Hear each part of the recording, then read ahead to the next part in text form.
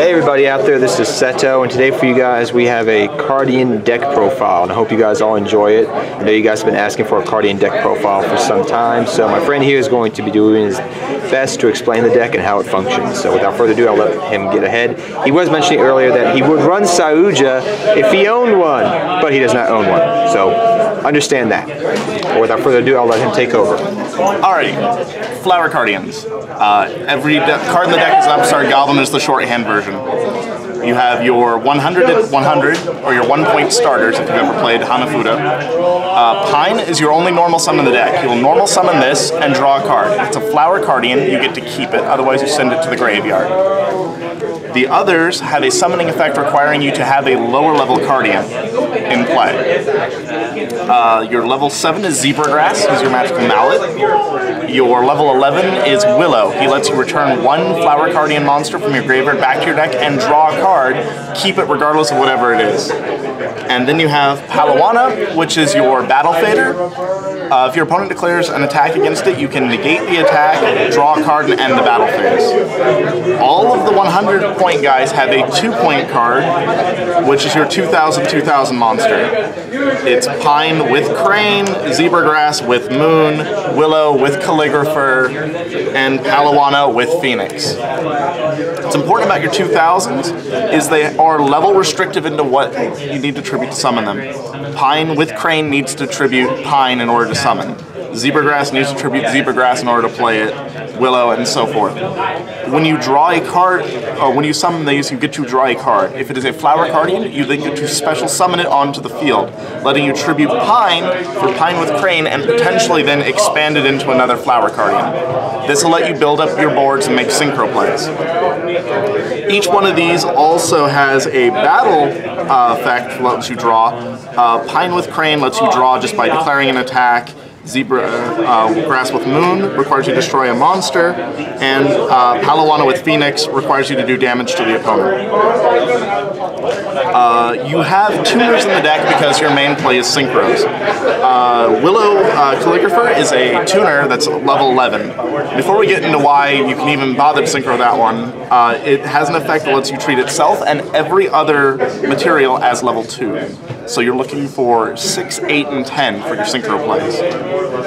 This is your main skeleton in the deck, and then we'll get into the workhorses here in a second.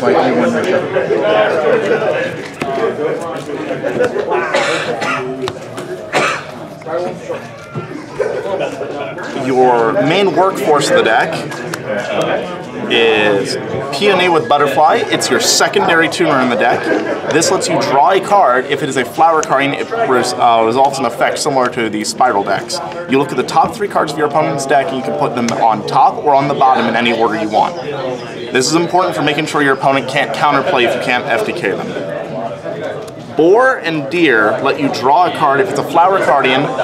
Boar will proceed to destroy monsters, and Deer will let you destroy spell and traps.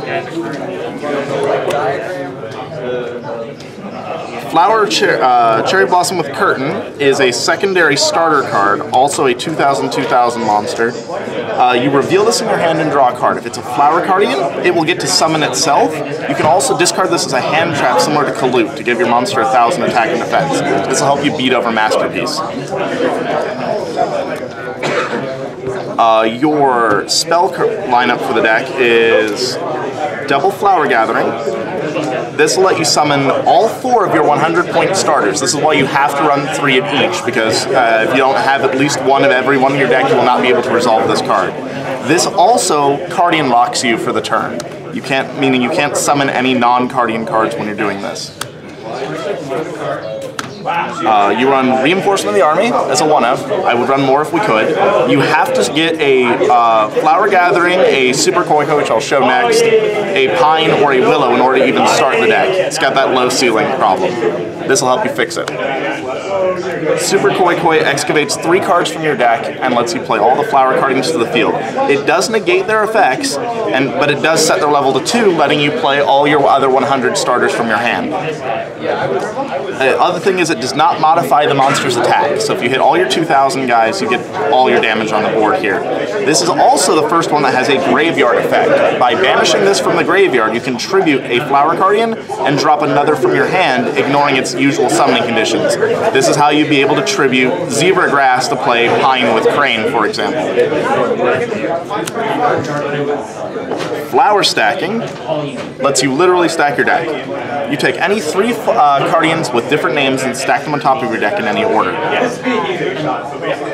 Your usual play you want to do with this one would be to stack first a Willow, because it's a free summon, they're not once per turn. Then you want to put your normal summon underneath it so that your free draw goes into your normal summon if you haven't used it yet. And it also lets you play around things like your opponent attempting to draw and lock you after your Cherry Blossom, and then they kill it, because then you wouldn't have a low-level Flower Card to continue your play. Afterwards, you want to put one of your workhorse cards, your Deer, your Grass, your Butterfly, to help you keep your plays going. You can also combine this with Super Koi Koi to stack all your 2,000 meters to get free damage. Its graveyard effect, any turn except the turn it was sent to the graveyard, you can banish it from the graveyard and then return any Flower Cardian monster from your graveyard back to your hand. So your warrior returning alive. Unfortunately, that's a once a turn lock. That is the only one that's once per turn. The strongest card in the deck is Recardination. It lets you add a Flower Cardian from your graveyard to your hand, and then let you summon any Flower Cardian from your hand, ignoring its summoning conditions. It doesn't have to be the one you brought back, can be any other piece in your hand. You usually want to use this to grab Curtain because it's free, and then immediately drop your Calligrapher, your Tuner, or one of your 2,000 attack guys. The really strong part about this card is if it's sent to the graveyard by the effect of a Flower Cardian, meaning you hit one of your Flower Cardian draws, and you revealed this card instead of a Flower Cardian monster, it would send it to grave. You excavate the top 5 cards of your deck, and then you get to keep any spell or trap from them, put it into your hand, and the rest go top of the deck in any order. So this lets you stack 5 while keeping a spell and trap. So this lets you get to your Koi Koi, get to your Flower Gathering, continue your plays. This is also not once per turn, so you can, if you end up drawing into multiples, you can use this to stack another one up and keep digging for your power spell and traps. Monster Reborn got unbanned, so I went ahead and ran it as a one-of. Even though you're Cardian locked, it doesn't care how you summon them, so your Monster Reborn will let you drag your guys out of the graveyard. They're all similar to BLS in the fact that they have to be summoned properly once. Afterwards, they don't care how they're summoned. So Monster Reborn, your Tuner, Monster Reborn, your Deer, and then you immediately get to draw because the card was summoned, and resolve whatever that draw means, whether it's keeping it, destroying a spell or trap, etc. That's it for the core of the main deck. You go to your extra deck. This is the placeholder for Saryuja. Like I said, I wish I had one. You have 12 monster cards with different names, so it's very easy to get all of them. You want to run your main guys, your 6, your 8, and your 10. 2 of the 8s because he protects your guys from being destroyed by card effects or by being targeted. He also does 1,500 damage to your opponent when they draw a card for their normal draw, not when they're drawing by card effects. It's not as good as Lycaris.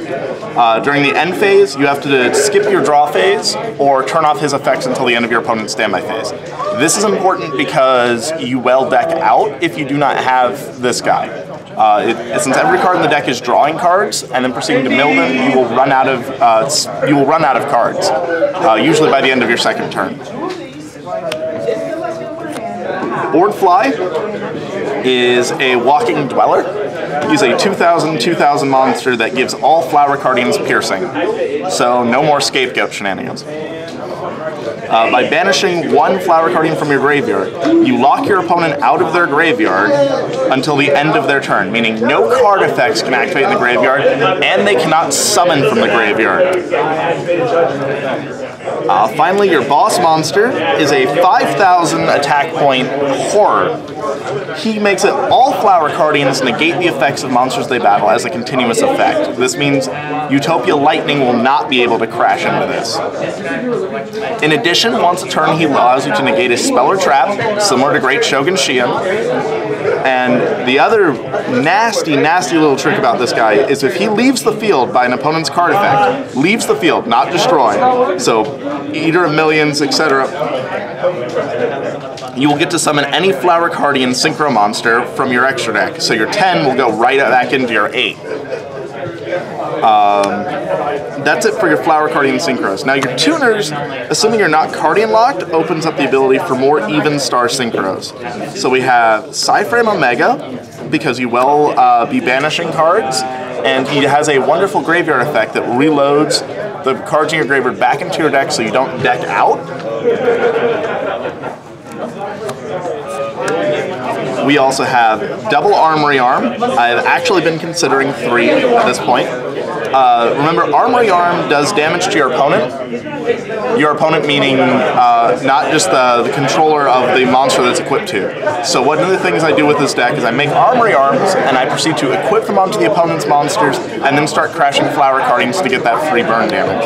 If you equip 2, sure, you take 2,000 damage when you crash your monsters into them, but your opponent's taking 4,000. So as long as you make them hurt more, it's okay. Colossal Fighter is a 8-star that gets pumped up for every warrior you have in your graveyard. Now you want to be careful. While that's amazing, the fact that he gets big, what we like doing is equipping Armory Arm onto the opponent's monster and resolving Colossal Fighter's secondary effect. Not like this. When he's destroyed, you can pick any warrior in your graveyard and summon it. So you can grab one of those Cardians and get that free draw, or you can use him to summon himself after burning the opponent with Armory Arm, and you just keep proceeding to attack. You can keep that loop going so long as you can keep taking damage. Now they are all warriors, and we do have Link monsters because it's a Link format. We have a level 1 in Pine, so we have a Link Karibo. They're all warriors, so I went ahead and ran One is Soul. This will let you search your deck for any warrior, so it lets you build up a play for next turn if you were that locked. We have 1 Proxy Dragon. This is important for getting, you combine it with the Soul to get your Akashic Magician into whatever zone you need it to go to bounce your opponent's extra deck monster. And you have Akashic Magician. This is one of the mainstays of the deck. I've actually been thinking about running 2 of her. You use her to bounce your Cardian in the lower zone, because they're not once a turn, you can then proceed to resolve them again. So if we're using it, say with Curtain, you would return Curtain to your hand, reveal, draw again, and then get that free summon. Because we have 3s and 2s, went ahead and ran a Ningirisu, which helps you remove problem cards and get some free damage on board. It's also a warrior to help out Colossal Fighter. And 1 Firewall Dragon, again because it returns cards back to your hand, but it can also grab it from the graveyard so we can recycle the deck. Recycling is key. Side deck options comes in when you want. When you side deck, you want to look at what the opponent uses in their extra deck. Baguska tends to be a problem. You have to resolve multiple extra deck plays to even get there. So I went ahead and put in 2 extra Calligraphers as a tuner. You're going to start replacing your 12s with this and your Flower Gathering. Now while you're breaking the loop, you have to increase the consistency. So I went ahead and put in Allure of Darkness. This is great because if you grab it off of Recardination, you can decide which 2 cards you're drawing off of Allure. So Allure won't be dead, or you can use Allure to grab your power spells to play through. You have 3 Warrior Returning Alives. They're all warriors, so you want to recycle them out of the graveyard. This will also combo with another cool card we'll get to in a second here.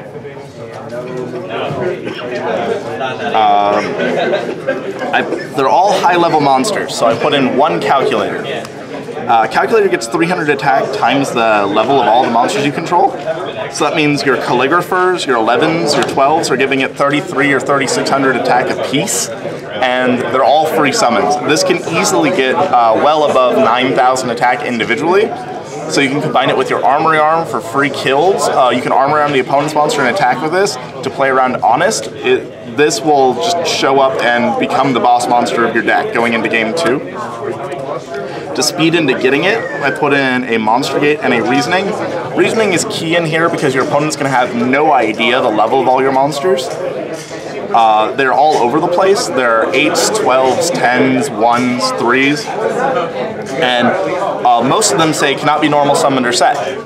So even if your opponent was paying attention in game 1, they're generally not going to know what to call, and even if they do know what to call, Calculator will still come in as a surprise because they haven't seen a level 2 in their deck.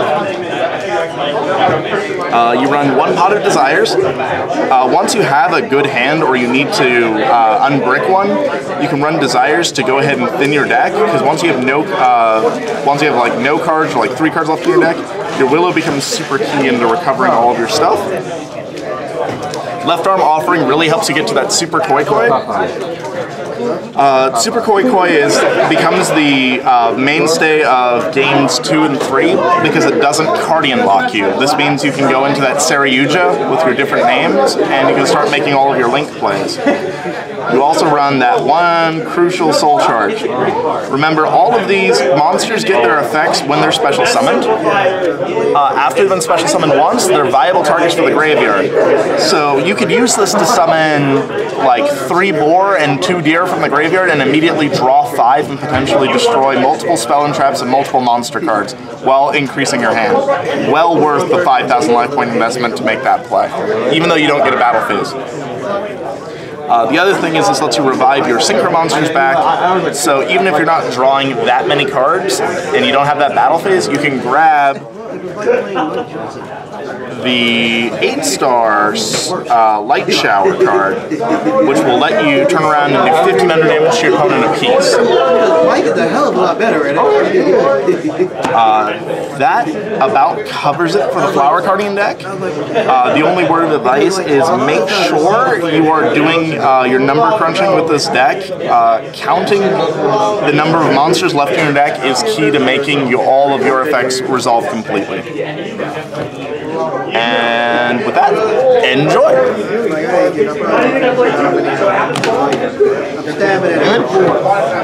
Hope you guys all enjoyed that. Sorry, I was eating some food.